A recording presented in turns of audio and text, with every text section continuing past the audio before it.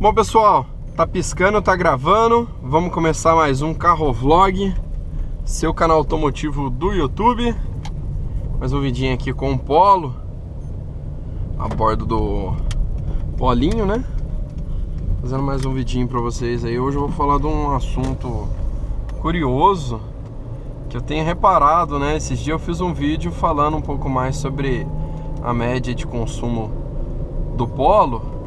Só que eu reparei que ele tem umas variáveis, né, de consumo, né? Às vezes ele faz um consumo bom, às vezes ele não tem aquela sequência. Mesmo abastecendo no mesmo posto, com o mesmo tipo de combustível, fazendo basicamente os mesmos trajetos, né? Com a mesma forma de condução, com o ar ligado. Às vezes eu desligo o ar quando tá em dias frios, né? Falar um pouco mais da média de consumo dele comparado com o da BMW que eu tinha, né, a 118 Sport GP, que tinha um motor 1.6 turbo. E uma coisa que a gente vê é essa questão de tecnologia de motores turbo hoje em dia, né? O Polo, tudo bem, estamos falando de um carro com a tecnologia um pouco ultrapassada, né? Um carro com 10 anos, mas que ainda atende muito bem as necessidades, né? Eu falei, as minhas necessidades hoje em 2019, esse carro em 2009. Questão do consumo, né? Uma média assim, mais ou menos, só para vocês terem noção de valores. Por exemplo, se eu colocasse R$100 de gasolina na BMW, ela daria os mesmos 21, 22 litros de gasolina. Com o Polo, mesma coisa, mesmo posto, mesmo trajeto. Na realidade, o trajeto ainda que eu fazia com a BMW, ele tinha mais morro, né? Aquele morro do apartamento que eu morava era um morro muito pesado. Então, subir aquele morro 2 vezes por dia era equivalente a eu dar 2 aceleradas em sei lá quantos metros. Um morrão gigante daquele lá. Era como se todo dia eu desse 2 aceleradas fortíssimas com o carro. E o carro, quanto mais forte, cavalo anda, cavalo bebe, né? Então toda vez que você força o carro para subir um morro, ainda mais um morro daquele lá, consumia muito combustível. E agora eu não subo mais aquele morro lá, porque eu moro num local que o morro é mais de boa. É um morrinho tranquilo, né? Então não consome tanto combustível assim. E eu abastecendo os mesmos R$100, que daria os 21, 22 litros, com a BMW eu rodava a média de 200, 210, chegava até 220 quilômetros, né? Ou seja, daria aproximadamente uma média de 10 quilômetros com litro. O Polo, ele acaba fazendo basicamente ou até mesmo até menos, né? O mesmo consumo que a BMW. O Polo tudo bem, que é um carro um pouquinho mais pesado, motor 1.6, a cavalaria também bem inferior. Porém, a tecnologia, né? O pessoal que acha que a BMW deve beber horrores, enfim. Se você for ver aí, o consumo da BMW, acho que até hoje está sendo um dos... Tirando o Civic, está sendo um dos melhores. Que teve algumas médias de consumo, por exemplo, ali, ó. Tá próximo do reserva. Eu já rodei, eu coloquei R$100, deu 22 litros. Já rodei 160 km. O computador de bordo está marcando que o consumo é de 10,8 km com litro. Se for fazer, na realidade, os computadores de bordo da Volkswagen, eles mentem para mais, né? O diferente da BMW, que ele mentia para bem menos. Mentia não, né? Ele marcava para menos. Então, ele tá dando uma autonomia de tanque de 60 km. Né? Ou seja, que vai acabar a gasolina com 220... 220, é isso mesmo, 220... quilômetros. Ele vai teoricamente acabar o combustível, entrar no limite da reserva ali. Só que de outras médias que eu fiz, acabou dando menos do que isso, porque ela marca 60 quilômetros e ela vai diminuindo de 10 em 10.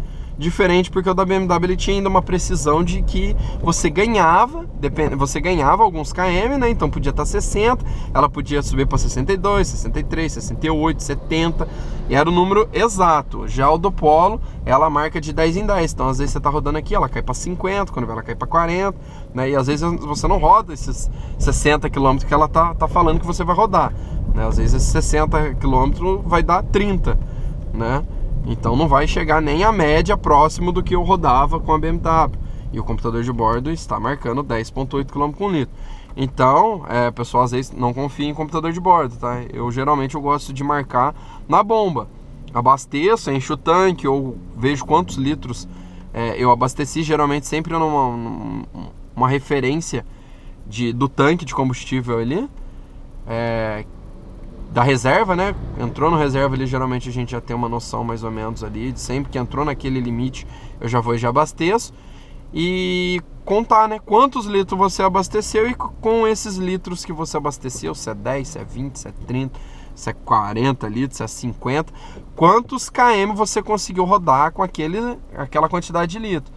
E toda vez que eu abasteço, zero odômetro e fico calculando sempre na bomba, né? Porque assim os números são mais próximos e um pouco mais reais do que o computador de bordo, porque o computador de bordo ele vai fazer uns cálculos, às vezes o cálculo dele ele é meio bugado, enfim, né? Ele pode dar alguns números que não representem a verdade. Então é um fato bem curioso para quem sempre pergunta, né? Eu sei que, como eu falei, é um carro, o Polo não é um carro leve, é um carro pesado, o motor já é um motor bem usado na linha da Volkswagen, não é um motor com tecnologias atuais nem nada, mas é um carro 1.6, né? Então tá fazendo uma média, vamos colocar em níveis de potência inferiores ao da BMW, que para muita gente, né, quando eu falava assim, era um bicho de 7 cabeças. Eu falando, deve ser caro. Um outro mito também que as pessoas sempre me perguntam é a questão de IPVA, né? Quando eu compro um carro, assim, quanto que é IPVA? Gente, IPVA, independente do carro, se é uma BMW, se é uma Lamborghini, se é uma Porsche, se é um Volkswagen, se é um Fiat, independente do carro, o IPVA, ele geralmente é calculado pelo valor da FIP do veículo. É um fato muito curioso que eu sempre vi o pessoal falando assim, o cara compra uma BMW, a BMW tem IPVA caro, seguro caro. O seguro vai variar de acordo com o perfil da pessoa, a cidade que ela trabalha, que ela reside, qual que é o trajeto que ela usa, se ela usa o carro para trabalhar, se é mais de uma pessoa dirige. É uma infinidade de fatores que vai influenciar no seguro, né? E agora já a questão do IPVA, ela vai de estado para estado, né? Que às vezes, por exemplo, Minas Gerais 4%, mas tem algumas oscilação, não é exato esses 4%, porque tem uma tabela lá tributária, mas é basicamente esse valor da FIP. Porque às vezes eu vejo pessoas falando assim, mas vai comprar um carro importado, IPVA é mais caro, que não sei o que. Se você for comprar um carro importado de 70 mil e um Polo 0 km de 70 mil, o IPVA é capaz do Polo ser mais caro do que o importado de 70 mil. O exemplo para vocês que eu vou citar eu tinha um Honda City, né? O Honda City antes de pegar a BMW. E o Honda City era 15 mil mais barato do que a BMW. Era 15 mil mais barato que a BMW quando eu adquiri ela. E foi na época de pagamento de IPVA. O IPVA do Honda City era R$ 2.100 total, IPVA, taxa de licenciamento, seguro do PVAT, ele total era R$ 2.100. A BMW sendo 15 mil reais mais caro, era R$ 2.200, R$100, né, mais caro. Então você fala assim, porra, mas como é que é isso? Teve um inscrito aí uma vez, ele mandou o site, eu não vou lembrar agora, mas tinha um site que você entra lá e ele calcula, né, alguns carros aí importados, enfim, eles têm, porque, por exemplo, você pega a BMW, ela tem vários modelos que é lançado. Por exemplo, a minha era Sport GP. Se você entrar na tabela FIP, não tem modelo de Sport GP. Ela tem o modelo Sport, ela tem a Full, que seria a intermediária entre a Full e a Sport. Só que, porém, a Sport, a FIP da Sport, da Urban, né? Ela é Urban Sport. Ela é mais barata, é baratíssimo, entendeu? Então, assim, eles pegam um cálculo de referência lá da FIP, onde alguns carros importados, eles não têm especificadamente o modelo do carro, né? Por exemplo, a Sport GP, a Urban, ela entra tudo numa só que ela não tem especificando Sport GP, que é o modelo mais caro, que teria que ser utilizado de referência a da Full, talvez, a tabela da Full, ou intermediária entre a Full e a Sport e Urban, né? Então acaba que o cálculo, às vezes, acaba meio que sendo um cálculo de uma tabela diferente. Um outro fato diferente, né? Tem um amigo meu, ele tem um Jetta, né? O Jetta TSI, e a tabela do Jetta também daria uma diferença de mais ou menos 15 mil também de diferença. de FIPE, né? 15 mil, 18 mil de diferença de FIPE em comparação à BMW 118 Sport GP. E o IPVA, o último IPVA meu quando eu fui vender também era 2.200, o IPVA da BMW. E o dele, que era 18 mil mais barato, que era um Jetta TSI, o IPVA dele com todas as taxas era 2.400, quase 2.500. Então é uma diferença grande. Então o pessoal às vezes tem esse mito de achar que carro importado do IPVA é mais caro. Na realidade não é mais caro, pessoal.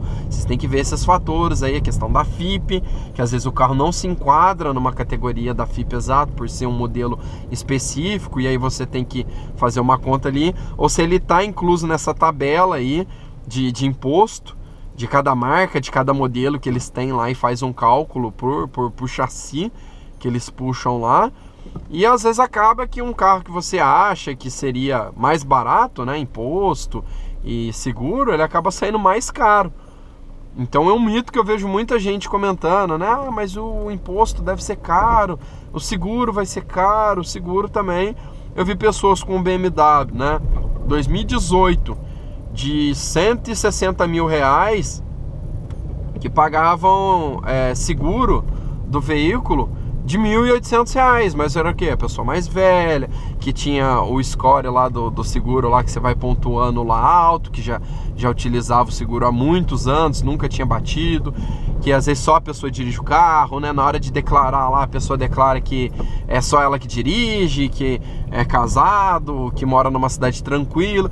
Vai variar de cidade para cidade. Por exemplo, se você pega um Rio de Janeiro, né? Se você for calcular o valor de um seguro de um veículo no Rio de Janeiro, que às vezes é uma cidade mais violenta, que tem um índice alto de roubo, né? De algum carro importado, tem algumas seguradoras que nem estavam fazendo, teve uma época aí no Rio de Janeiro que nem estavam fazendo seguro para determinados tipos de veículo, pra vocês terem noção, né? Aí você pega uma cidade que é mais tranquila, tem um índice de roubo de veículo e de índice criminal baixo, então a seguradora calcula N fatores aí, então não tem como falar. É a mesma coisa que falar assim, o Golf é um carro que tem um seguro caro. Geralmente sim, porque o Golf é um carro de público jovem, onde tem um público ali de 20 a 35 anos. Então o que o seguro entende? Pô, molecada de 25 anos andando num Golf GTI vai fazer o quê? Vai moer o carro, vai tirar racha, vai bater essa porra, vai dar PT, vai destruir. Então eles jogam um valor lá em cima, vão cobrar às vezes um valor de seguro de 7, 8 mil reais, que é um valor, né, muito fantasioso, com uma franquia de 10, 15 mil reais. Às vezes você pode ter também um tiozão com um Golf GTI que consegue pagar um seguro de 2.500 reais com uma franquia de 5 mil. Então são valores que oscilam demais, entendeu?